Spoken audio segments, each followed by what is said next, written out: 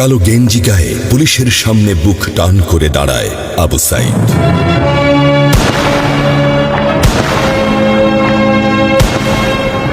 Police তাকে রক্ষা করার বদলে গুলি করে। ঠাস ঠুস কয়েকটা গুলির মধ্যে একটা গুলি লাগে তার কোমরে। খানিকটা ভাঁজ হয়ে যায় শরীর। সম্ভবত সে বুঝতে পারে নাই।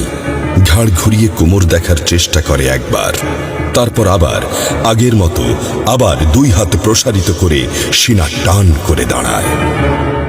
ডান হাতে ছোট্ট একটা লাঠি। বিশ্ববিদ্যালয়ের প্রধান ফটকের পাশে বেশ কয়েকজন পুলিশ, হাতে রাইফেল, রাইফেলের তাজা গুলি, আবারও গুলির শব্দ। পরে গুলিটা কোথায় লাগলো বোঝা গেল না। তবে আবু সাইদ টলছে। পড়বে পড়বে ভাব, কিন্তু সে সোজা হয়ে দাঁড়ানোর চেষ্টা করছে।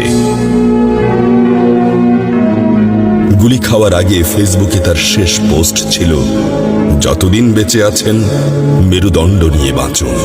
সেজন্যই হয়তো গুলি খাওয়ার পরও সোজা হয়ে দাঁড়াতে চাইছিল, কিন্তু পারছিল না। আবু সাইদের মেরুদণ্ড সোজা থাকলেও শরীরটা মাটির দিকে ক্রমশ ঝুলে পড়ছিল। সবুজ জামা পরা বন্ধু এগিয়ে আসে, পুলিশের গুলির ভয় ডর পাশে রেখে আবু সাইদকে ধরে। আরো দু একজন আসে, আবু সাইদকে হাসপাতালে নিতে হবে। আবু সাইদ হাঁটতে পারছে না, শরীর ছেড়ে দিচ্ছে। 4-5 জন হাত পা ধরে শূন্যে তোলে। আবু সাইদ ঝুলছে আর রক্ত পড়ছে টপ টপ টপ। যে আবু সাইদ কিছুক্ষণ আগেও বুক চিতিয়ে দাঁড়িয়ে কোটা সংস্কার আন্দোলনে নেতৃত্ব দিচ্ছিল, সে এখন শূন্যে ঝুলছে, যেভাবে ঝুলছে মেধাবীদের ভাগ্য।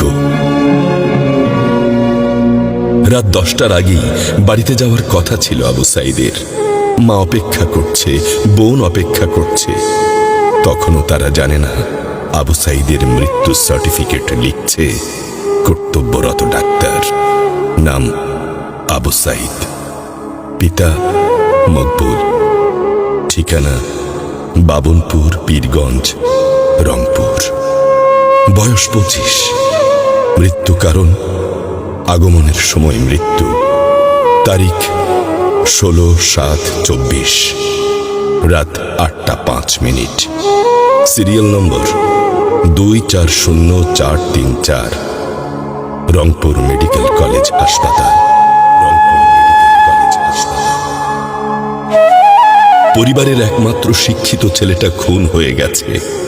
মা যখন জানল দুনিয়া কি আর ঠিক আছে তার কাছে, বিলাপ করে বলে, আমার ছেলেরে চাকরি না দিবি না দে, গুলি করলো কেন?